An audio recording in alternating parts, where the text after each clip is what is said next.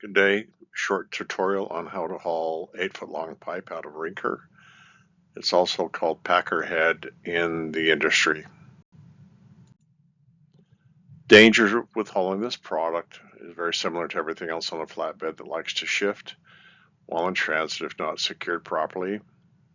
2, product likes to shift if you go around the corner too quickly or fast. And thirdly, the product likes to tip the truck over going around the corner too fast. As all things with a flatbed, speed is a detriment to safety. Here is a load of steel pipe that turned over on a driver going around the corner too quickly. Had it secured wonderfully well. Securement didn't breach, but the truck and trailer is over on its side. Cannot emphasize enough about speed in corners. Here's a load of packer head or 8-foot pipe before it's loaded. This is a bell and end type of pipe. Again, there's all issues with a job site. You need to make sure you have your PPE on, which is hard hat, safety vest, long pants, shirts with sleeves, steel-toed boots, and safety glasses. Again, Civic will escort you off the property if you choose not to wear your PPE while you're on his site. Job site for the delivery is the same. Show you how to put your dunnage, how it needs to be before you set up for loading. We call this railroad track. It runs the whole length of the trailer. You can see it's about halfway between the center line and the rub rail. One thing you will call in to notice that there's a problem with this video. We have a driver with no hard hat on or safety vest.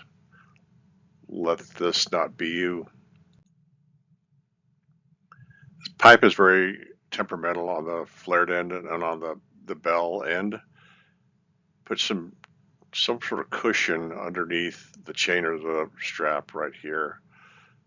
The chain or the strap or another piece of securement just will spread out the load and won't damage the bell end or the spigot end.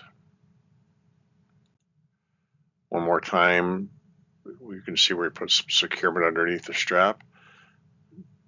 On strap, you do that so it doesn't cut the strap. You will be found in violation if a highway patrolman or a state trooper pulls you over and you don't have something underneath the strap. The sharp ends of the pipe will go through and slice the strap relatively quickly and easily.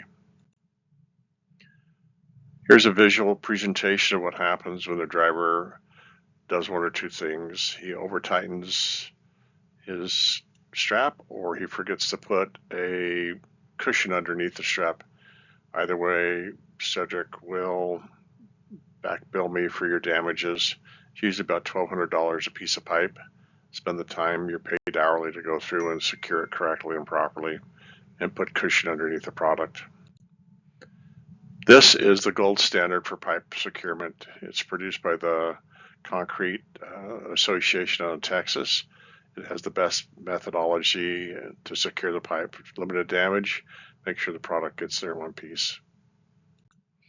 Here is a takeoff from that book. As you can see, if you just follow the drawings of having a pipe, the chain or strap at the front pulling backwards, chain in the back pulling towards the front of the truck, and there in the middle of the truck you have two chains or two straps pulling in this direction. In addition to that, you'll have a securement over the whole top of the load. The other option is impractical, is to put a securement through each individual pipe. If you don't want to put one over the top, it's every stinking pipe you need to have a securement on. This is a much better way. Pay attention to the chocks or wedges on the front of the pipe and on the back of the pipe. That can be either a 4x4 running the length of the width of the trailer or wedges or chocks on top of the dunnage that's already there. Here is a picture of what a driver used. He decided to use just a 4x4 in the front of the load with it toe-nailed into the deck to keep it from moving. This is a securement issue to stop the trailer or the pipe from rolling. Again, we can't put enough emphasis on the fact of putting something underneath the pipe so you don't break the bell. This is how to secure larger diameter pipe, 45 inches and above. Again, wedges in the front, wedges in the back, and then you have chain pulling this way, this way, this way. When you hit the middle of the pipe, you start pulling the other way. That way, when you put on the brakes, you have securement holding it going forward and backwards. It keeps it from falling off the truck. If you have really large product, you will do the securement this way. Again, wedges, wedges, chain pulling backwards, chain pulling forward. The same on the other piece of pipe. Follow-up tips for hauling 8-foot pipe. Don't over the securement so you don't break the bell or the spigot. Securement every 10 feet. Put some cushion under your securement. Wedges front and back. As Dr. Spock said in Star Trek, live long and prosper.